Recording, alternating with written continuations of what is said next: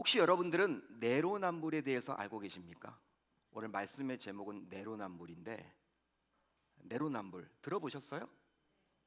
어떤 의미죠? 내가 하면 로맨스, 남이 하면 불륜, 이런 뜻이래요. 자, 남이 할 때는 비난하던 행위를 자신이 할 때에는 합리화하는 태도를 가리켜서 이렇게 내로남불이라고 부른답니다. 한마디로 동일한 문제에 대해서 자신에게는 관대한 기준을 내세운 자가 이제 남에게는 가혹한 기준을 내세울 때 내로남불의 전형이라고 말을 할 수 있는 거죠. 정치권에서 이런 이야기가 참 많이 나오는데, 예를 들어서 고위직 교육 공무원이 있다고 칩시다. 아주 여러분 교육 정책을 입안할 수 있는 고위직 공무원이에요. 일반 평교사가 아니라 아주 유명한 사람이 있다고 칩시다. 근데 이 사람이 고등학교는 평준화를 해야 된다, 고교 평준화를 주장해요. 그러면서 의고와 같은 특목고를 폐지해야 된다, 이렇게 여러분 막 주장을 합니다. 여러분 그런 주장에 사람들도 설득을 당해요. 그런가 보다. 그래, 고등학교 아이들 얼마나 입시에 찌들어. 의고, 특목고, 자사고 이런 거 하지 말고 평준화해서 아이들 동일하게 편하게 공부시키면 좋겠다, 아이들 그렇게 공부하면 좋겠다, 이렇게 여러분 생각을 해서 사람들이 지지를 합니다. 근데 여러분 막상 그걸 입안했던 고위직 공무원이었던 그 사람은 자기 자녀는 외고를 보내요. 외고를 보낸다니까. 그런 게 여러분 내로남불의 전형인 거죠. 남들은 못 보내게끔 하고 자기 자녀는 막 그렇게 보내는 거예요. 그런 게 여러분들 내로남불이라고 보통 이야기를 하는 거죠. 또 예를 들어 보면 일본이 35년 동안 우리나라를 식민 지배한 것에 대해서 통렬한 반성이 없다, 이렇게 주장하면서 일본 제품에 대해서 분리 운동을 벌여야 되고 일본 애니메이션 등은 보지 말아야 된다, 이렇게 캠페인을 벌이는 사람이 있다고 칩시다. 사람들이 여러분 그 사람 이야기를 들어보면요, 그래, 일본이 35년 동안이나 우리나라를 지배하고 다스렸는데 거기에 대한 통렬한 반성이 없기 때문에 그 사람 애국자네, 그분 말이 맞네 라고 해서 그분에 대해서 호응해요. 그리고 옹호합니다. 그리고 지지를 보내기도 해요. 근데 막상 뚜껑을 열어보니까 이분께서 자가용으로 일본 도요타 자동차를 타고 다녀. 그리고 일본 여행을 막 다녀. 그리고 일본 음식을 막 좋아하고, 딱 여러분 이렇게 인터뷰를 하면서 펜을 꺼냈는데 일본 펜이야. 여러분 이런 것들을 바라보면요, 이게 이제 내로남불의 전형이다, 보통 우리가 이렇게 말을 하는 거죠. 자, 여러분 그런데 신앙생활에서도 이런 내로남불적인 행태를 보이는 신자들이 있습니다. 한마디로 본인은 그렇게 살지 못하면서 남을 쉽게 비난하고 평가하고 비판하는 성도들이 있다라는 거예요. 자, 그렇다면 이런 내로남불적인 신앙의 모습을 보이는 신자들에게 대해서 우리 주님은 어떻게 반응을 할까요? 어떤 모습을 우리 주님이 그들에게 보이실까요? 자, 오늘은 말씀을 통해서 우리 주님이 과연 내로남불적인 신앙적 행태를 가진 그들에게 과연 어떤 이야기를 하는지 살펴보도록 하겠습니다. 자, 오늘 말씀은 복음서 가운데 요한복음에만 나와 있지만 우리가 너무나도 잘 알고 있는 사건을 이야기하고 있습니다. 사건에 대해서 다뤄주고 있어요. 어떤 이야기입니까? 우리가 여러분 그냥 읽어보시면요, 어떤 내용인지 다 알아요. 모르지 않습니다.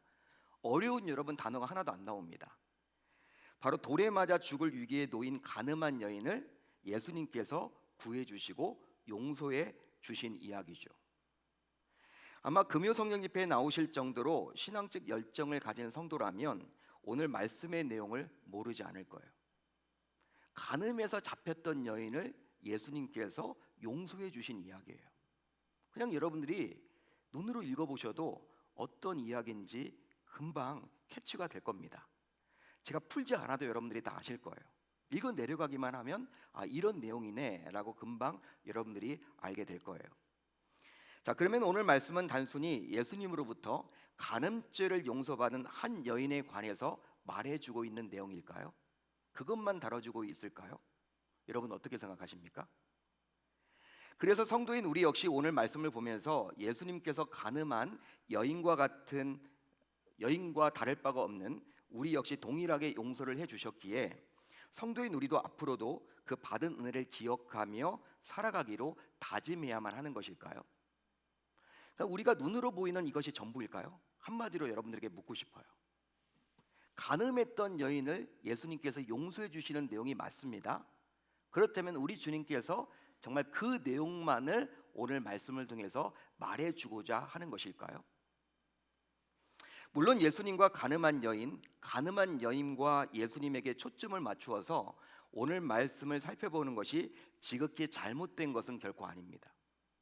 저도 그렇게 설교를 한 적도 있고 아마 여러분들도 그런 내용으로 목사님들로부터 여러 설교를 들어왔을 거란 말이에요. 하지만 오늘 말씀이 꼭 그 내용만을 담고 있다고 말을 할 수는 없어요. 자, 그러면 오늘 말씀을 통해서 우리 주님은 과연 무엇을 전달하고자 하는 것일까요? 뭘 말해주고자 하는 것일까요? 구약의 율법에 따르면 하나님의 선민인 유대인들은 3대 절기를 철저하게 지켜야만 했습니다. 3개 절기가 나오거든요. 레위기나 신명기를 보게 되면. 여러분 3대 절기가 무엇일까요? 한번 따라합니다. 유월절, 칠칠절, 초막절. 여러분 이게 3대 절기예요. 유월절, 칠칠절, 초막절. 유대인들에게 있어서 이 3대 절기는 명절과도 같았습니다. 명절과도 같았기 때문에 축제예요. 그러니까 절기라고 나와 있기보다는 신약 성경을 보게 되면 이제 명절이라고 보통 나오죠. 유대 명절이 가까웠다. 요한복음을 보게 되면 그런 식으로 기록을 해놓고 있습니다. 명절에 가까워요. 절기라기보다는 명절이라고 여러분들이 이해를 하시면 좋습니다. 자, 명절과도 같아서 반드시 경건한 유대 남자라면 예루살렘 성전을 방문하여 제사를 드려야만 했던 거예요. 이 3대 절기 때는요. 따라서 3대 명절이 가까이 다가오면 유대 전역에서 예루살렘으로 향하는 순례객들의 발걸음이 끊이질 않았습니다. 경건한 유대인들은요 3번 다 여러분들 와야만 했고, 그래도 여러분 내가 그래도 유대 남자다라고 하면요 이 3대 절기 가운데 한 번은 꼭 방문을 해야만 했어. 그러니까 1년에 한 번 정도는 꼭 예루살렘 성전에 가서 제사를 드려야만 했던 것입니다. 그게 유월절이든 초막절이든 칠칠절이든 말이죠. 어찌됐든 간에 이 3대 절기가 되면요 유대 전역에서 몰려드는 순례객들이 예루살렘으로 향했어요. 장관입니다. 그걸 보는 게 여러분. 자, 이제 오늘 말씀의 배경도 역시 초막절인데요. 요한복음 7장을 보게 되면 초막절이라고 분명히 나와 있습니다. 초막절을 맞아서 정말 많은 유대인들이 전국 각지에서, 아니 주변 나라에서 예루살렘으로 모여들었어요. 유대 남자였던 예수님 역시 초막절을 맞이해서 예루살렘에 입성을 한 상태였죠. 자, 그런데 예수님께서 예루살렘에 와서 많은 사람들을 만나는 것을 못마땅하게 여겼던 자들이 있었습니다. 여러분 그들이 과연 누구였을까요? 바로 바리새인들과 서기관들과 같은 종교 지도자들이었습니다. 유대 종교 지도자들. 물론 그들이 그리 예수님을 못마땅하게 여겼던 특별한 이유가 분명히 있겠죠. 그냥 기분이 나빠서 그런 게 아닙니다, 여러분. 자신들에게 돌아올 이익이 줄어들까봐 그게 여러분 싫었던 거예요. 여러분 그것이 무엇이냐면 제가 예를 들어볼게요. 무엇이냐면 예수님이 활동하기 전까지는 오로지 사람들의 관심이 누구에게 향해 있었어요? 바리새인들과 서기관들과 같은 종교 지도자들에게 향해 있었습니다. 자, 그런데 예수님이 유대 곳곳을 다니면서 말씀을 전하고 각종 기적과 이적을 베푼 다음에는 이제 사람들의 관심이 누구에게 쏠리게 되었습니까? 유대 종교 지도자들이 아니라 예수님에게 다 가버렸어요. 이것은 당시 유대 종교 지도자들로서는 묵과할 수가 없었던 거죠. 왜냐하면 사람들의 관심도는 결국 명예와 돈으로 직결되기 때문입니다. 실제로 어떤 문제가 생겼을 때 그동안은 바리새인들과 서기관들을 찾아갔던 자들이 예수님이 활동하고 난 다음부터는 이제 누구를 찾아다녀요? 누구를 찾아가요? 예수님을 찾아가요. 문제가 생길 때마다, 어떤 문제가 생길 때마다 지금까지는 유대 종교 지도자들을 찾아다녔던 유대 백성들이 예수님이 활동하게 되자 예수님을 찾아다니기 시작했어요. 그리고 문제를 해결받았을 때 예수님을 향해서 일정의 감사 표시도 분명히 했을 거란 말이에요. 따라서 이런저런 이유로 당시 바리새인들과 서기관들의 입장에서 볼 때 예수님은 눈의 가시와도 같은 존재였습니다. 자신들의 인기가 떨어지는 거예요. 자신들에게 돌아갈 헌금이 사라지는 겁니다. 한마디로 성도들이 여러분 자신들에게 와가지고 헌금도 여러분 바치면서 자신의 문제를 해결해 왔는데 예수님에게 다 쏠리다 보니까 유대 종교 지도자들이 이제 이건 안 되겠다. 눈의 가시가 된 거예요. 예수를 없애버려야겠다. 자, 그런데 초막절을 맞아서 예수님께서 예루살렘으로 들어오셨고 명절을 지키러 성전을 찾은 수많은 사람들에게 말씀을 전하고 있으니 당시 바리새인들과 서기관들은 어떻게 예수를 고발할까 고민하게 되었습니다. 모여서 아이디어를 나누게 되었는데 결국 똑똑한 어느 누군가가 이런 이야기를 하게 되었어요. 이런 아이디어를 내놓게 되었습니다. 그것은 바로 성전의 뜰에서 많은 사람들에게 말씀을 전하고 있는 예수님에게 간음한 여인을 끌고 가서 예수님께 처분해 달라고 요청하자는 제안이었어요. 아마도 그가 이런 제안을 내놓은 것은 이 제안이 예수님을 올가매는 데 있어서 아주 유용한 제안이었기 때문입니다. 여러분, 모세 율법에 따르면 간음한 여인의 경우 어떻게 하라고 나와 있습니까? 어떻게 하라고 나와 있어요? 오늘 말씀에도 나와 있지만 돌로 쳐서 죽이라고 나와 있습니다. 하지만 예수님께서 그동안 해오셨던 말씀과 행동을 살펴볼 때 예수님은 사랑과 용서를 그 누구보다도 강조를 하셨고 심지어 죄인의 대명사였던 세리와 창녀와도 식사를 같이 하며 그들의 편이셨어요. 당시 유대 종교자들이 봤을 때 말도 안 되는 행동을 하고 있는 거죠. 따라서 끌고 간 가늠한 여인에 대해서도 분명히 돌을 던지라고 말하지 않고 자비를 베풀 것이 확실해 보였단 말이에요. 당시 종교 지도자들이 봤을 때. 자, 그렇게 되면 여러 사람들 앞에서 대놓고 율법을 어긴 자가 되기에 오히려 그것을 빌미로 예수를 고발할 조건을 얻게 될 것이 분명해 보였습니다. 여러분, 그렇죠? 여러분, 우리가 복음서를 쭉 보면요, 예수님은 자비로우신 분이에요. 사랑스러운 분이에요. 용서를 해주시는 분이에요. 믿으시면 아멘. 항상 세리와 죄인의 편이셨어요. 가난한 자들의 편이셨습니다. 당시 사회의 소외 계층 편이셨어요. 어려운 사람들을 항상 도우셨어요. 여러분, 그런 예수님의 그 심성을 보았을 때, 지금까지 해왔던 말과 행동을 지켜봤을 때 아무리 가늠한 여인이라 하더라도 예수님께서 분명히 용서해 주시고 돌 던지지 말라고 할 것이 뻔해요. 그렇게 보였단 말이에요. 그렇게 되면 그건 여러분 율법을 어기게 된 거죠. 유대 율법을 어기게 된 겁니다. 예수님이 그걸 빌미로 예수님을 고발하려고 했단 말이에요. 자, 그렇지만 설령 예수님께서 간음한 여인을 율법대로 돌로 치려고 하면 어떻게 될까요? 여러분, 생각 외로 예수님께서 그래, 유대 율법이 나온 대로 처분해, 이런 말을 했으면 여러분 어떻게 될까요? 그렇게 되면 그동안 예수님께서 말씀해 오셨던 사랑과 자비와 용서와 대치되는 행동을 했기 때문에 결국 많은 사람들의 신뢰를 잃어버리고 말겠죠. 더 나아가 아무리 율법에 간음한 여인을 돌로 쳐서 죽이라고 했지만 당시 유대는 로마 식민 지배를 받았던 상태였습니다.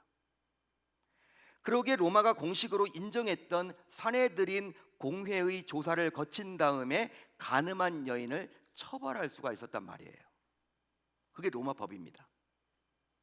그런데 당시 이 간음한 여인은 현장에서 바로 잡혀서 강제로 끌려온 상태였어요.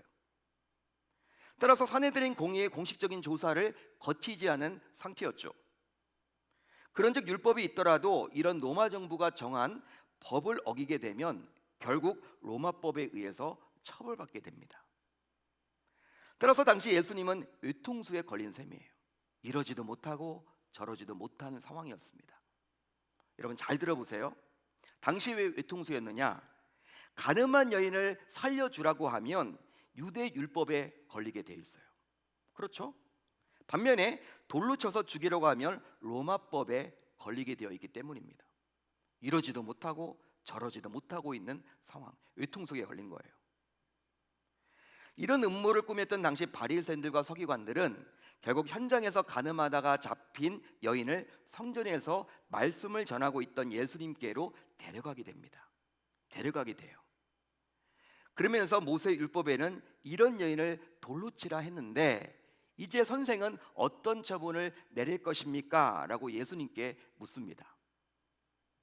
따라서 당시 바리새인들과 서기관들은 현장에서 가늠하다가 잡아온 이 여인에게 관심을 가졌다기보다는 오로지 예수님을 고발할 조건을 얻고자 몸부림쳤던 셈이었습니다.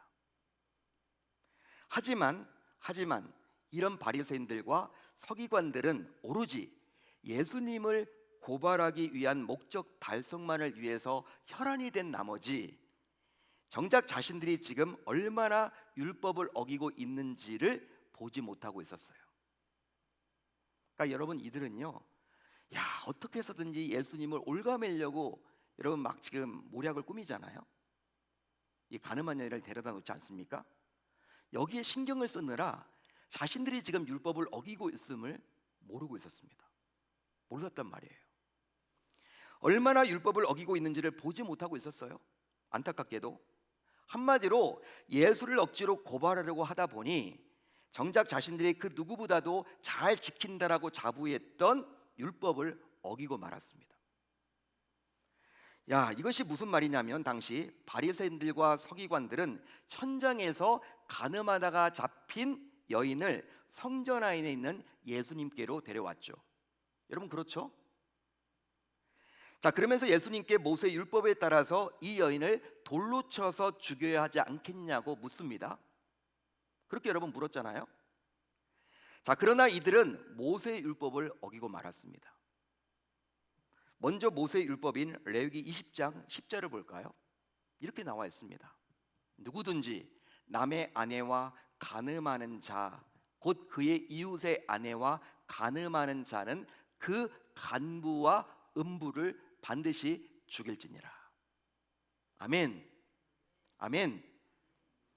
이 구절을 잘 보시면 간음을 한 여인만이 아니라 남자 역시 반드시 죽이라고 나와 있어요. 이 하나님의 율법이에요. 하나님은 차별하지 않으세요. 여자도 죽이되 남자도 죽여라. 그런데 당시 바리새인들과 서기관들은 현장에서 가늠했던 이 여인만 예수님께 데리고 왔습니다. 현장에서 잡힌 거예요. 현장에 있었기 때문에 남자도 분명히 거기에 있을 거란 말이죠.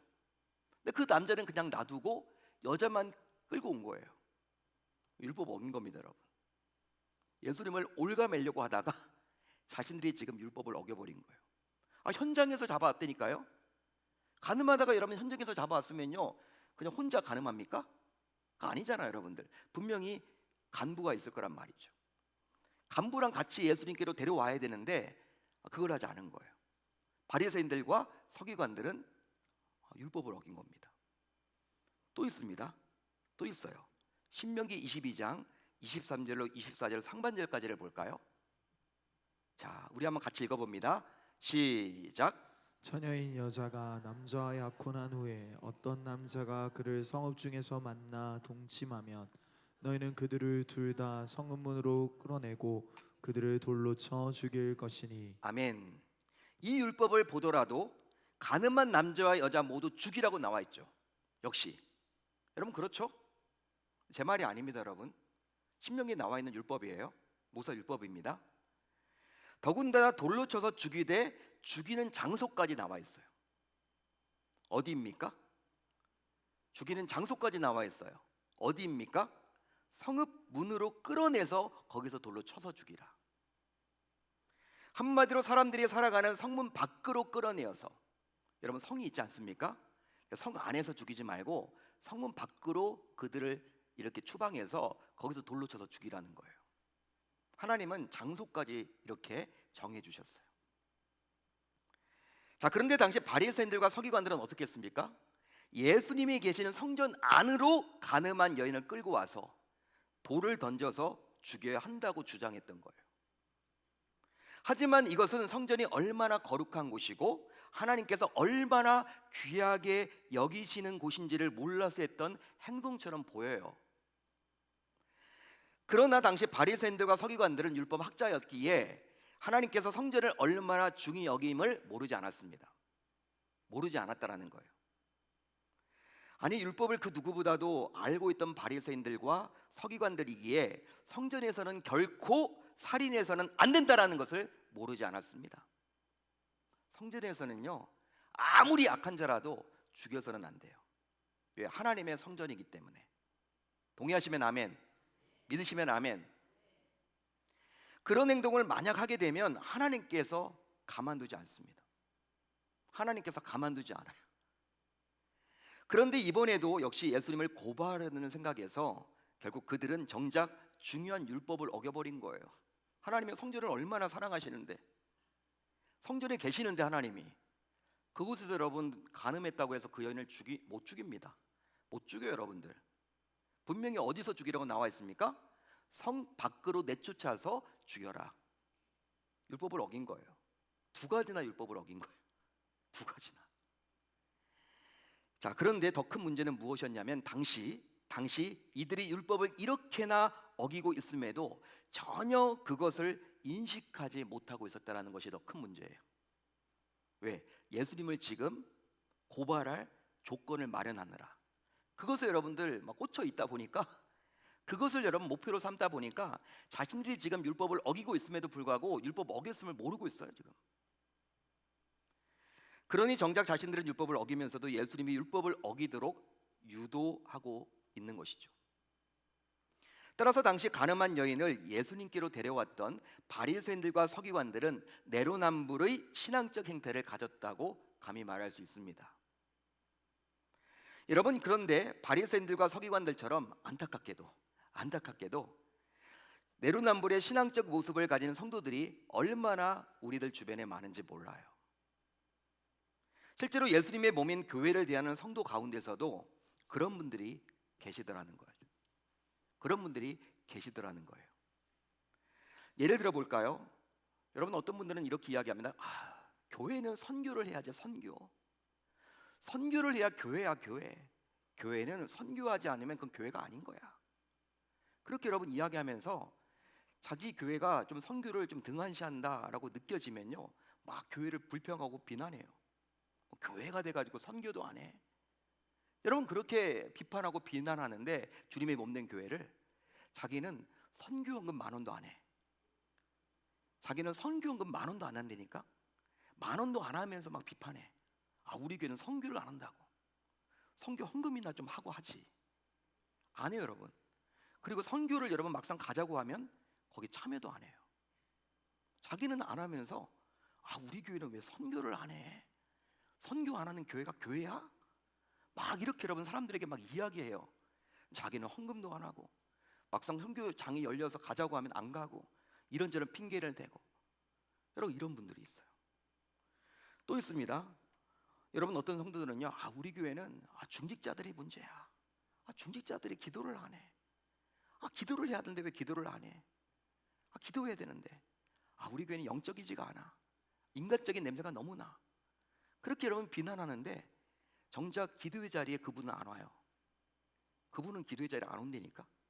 말만 하는 거예요, 말만. 그런 분들이 있습니다. 또 여러분, 우리 교회는 구제를 참 안 해. 어려운 사람들이 참 많은데 교회가 구제를 해야 되는데 그 구제하라고 우리가 헌금하는 건데 왜 구제를 안 하는지 몰라. 우리 주변에 지금 형편이 어려운 사람들 도와야 되는데. 여러분, 맞는 말이죠. 다 맞는 말이에요 여러분들. 근데 여러분, 이런 분들은요, 그런 분들 가운데 어떤 분이 있냐면 사랑방 식구들이나 교구 식구들 가운데 진짜 어려운 사람 설렁탕 하나 한 번 안 사줘. 설렁탕 하나 한 번 안 사준다니까요. 근데 여러분, 구제해야 된다 막 그런 말만 해요. 여러분, 그런즉 지금까지 말씀드린 대로 이런 부류의 성도가 바로 내로남불적 신앙적 행태를 가졌다고 말할 수 있는 거예요. 할렐루야, 할렐루야. 그게 여러분 우리의 모습 아닌가요? 말씀을 묵상하면서 저도 그런 모습이 있더라고요. 아마 여러분들도 이 말씀 들으면서 좀 찔림이 있을 거란 말이죠. 자, 그런데 예수님께서는 이런 바리새인들과 서기관들의 내로남불적인 신앙적 행태에 대해서 바로 말로 반응하지 않으시고 그냥 손가락으로 땅에 무언가 쓰셨습니다. 그러면서 너희 중에 죄 없는 자가 먼저 돌로 치라라고 말씀하셨어요. 이 말씀을 하시고 난 다음에 다시 몸을 굽혀서 두 번째로 손가락으로 땅에 글을 쓰셨어요. 자, 그랬더니 젊은 바리새인들과 서기관들로부터 이제 연로한 바리새인들과 서기관들까지 모두 양심의 가책을 느끼고 슬그머니 다 사라져 버렸어요. 그 현장을 다 떠나버렸어요. 자, 그렇다면 이제 여러분들에게 묻겠습니다. 이제 여러분들에게 묻는 시간이에요. 솔직하게 답변을 해주시기를 바랍니다. 예수님은 과연 무엇을 쓰셨길래 그렇게 살기가 등등해서 예수님을 찾아왔던 그들 모두 양심의 가책을 느끼며 슬그머니 그곳을 떠났을까요? 여러분, 예수님은 과연 무엇을 쓰셨을까요? 한번 답변을 해보세요. 뭘 쓰셨을까요? 답변을 한번 해보세요. 정답은 무엇입니까? 뭘 쓰셨습니까? 여러분 혹시 알고 계세요? 정답은 무엇일까요? 아무도 모른다입니다. 아무도 모른다가 정답이에요. 왜? 성경에 나와 있지 않기 때문에. 아무도 모르죠, 여러분. 안다고 하면 안 되지. 안다고 하면 정확하게 이거야 그러면 이단이에요, 여러분. 이단. 예? 어떤 목사님이 이거야 그러면 이단이에요. 어떻게 여러분, 성경에 안 나와 있는데 어떻게 알아요? 그렇지만 충분히 합리적인 추론은 가능해요. 여러분, 성경은 우리가 볼 때 항상 여러분들이 의심하고 보셔야 돼. 그리고 이해를 해야 되겠죠. 왜 그랬을까? 항상 why, 왜라는 질문을 던지셔야 돼. 거기에 어떤 글이 쓰여 있길래, 예수님이 어떤 글을 쓰셨길래 사람들이 그 글을 보자마자 그냥 슬그머니 다 도망쳤을까? 이런 의문을 우리는 가져야 된단 말이에요. 여러분, 합리적인 추론은 가능합니다. 합리적인 추론은. 어떤 성경학자는 아마도 예수님께서 그곳에 모이는 수많은 바리새인들과 서기관들이 개인적으로 지었던 죄목을 적었을 것으로 추정을 해요. 그랬더니 예수님께서 쓰신 내용을 보고 그들 모두 스스로 죄있음을 알고 양심의 가책을 느끼고 그곳을 떠났을 것으로 이야기를 하죠. 여러분 어떻습니까? 그럴듯하죠? 자기가 여러분 딱 읽어봤는데 내 죄를 이야기하고 있네? 내가 어저께 이런 죄를 졌는데? 자기는 알잖아요, 여러분. 누구 미워했는데? 내 이름을 적어놓고 거기다가 누구 미워했으면 적어놓네?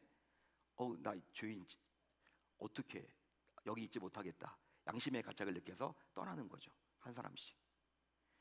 물론 이런 주장이 맞는 것처럼 보여요. 그렇죠, 여러분? 그러나 다소 현실감은 떨어져요.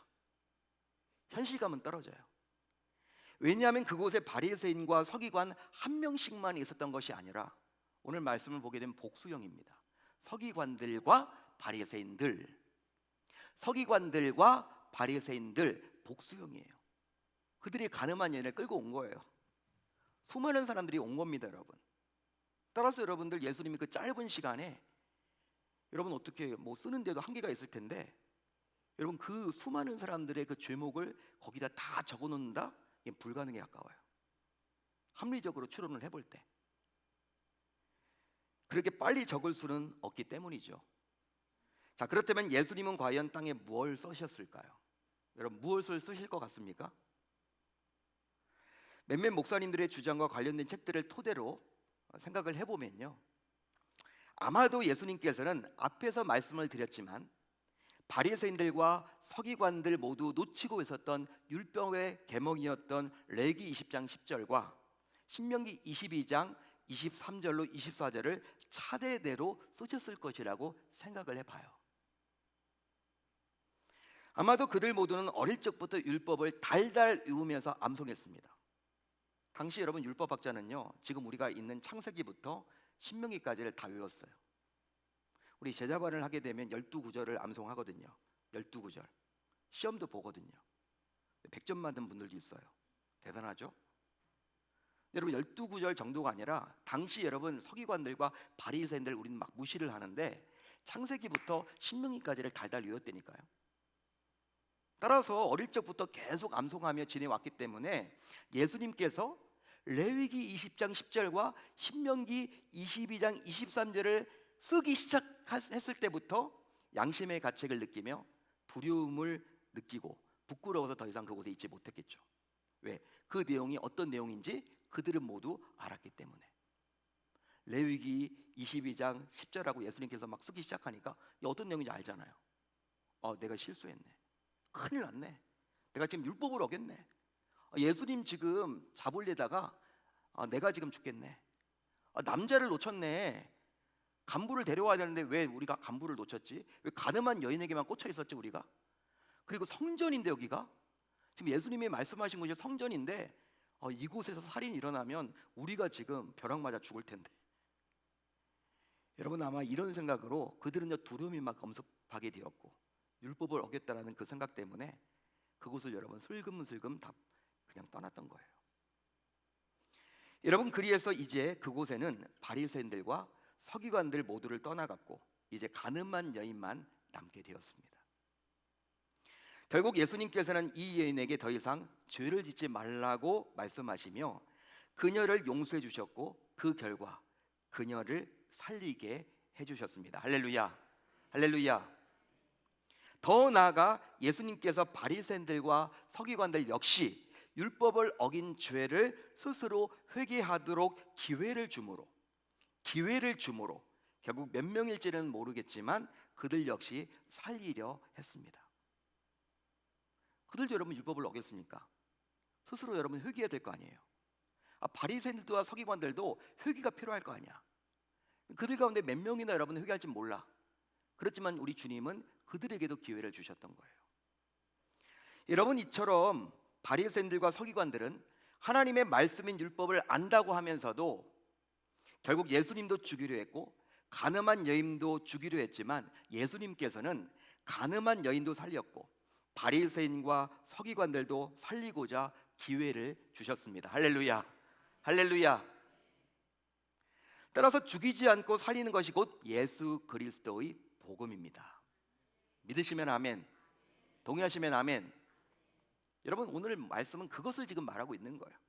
너희들 살리는 자가 돼야 돼. 내로남불의 전형을 보이지 말고 나를 닮아야 돼. 나를 닮아야 돼. 살려야 돼.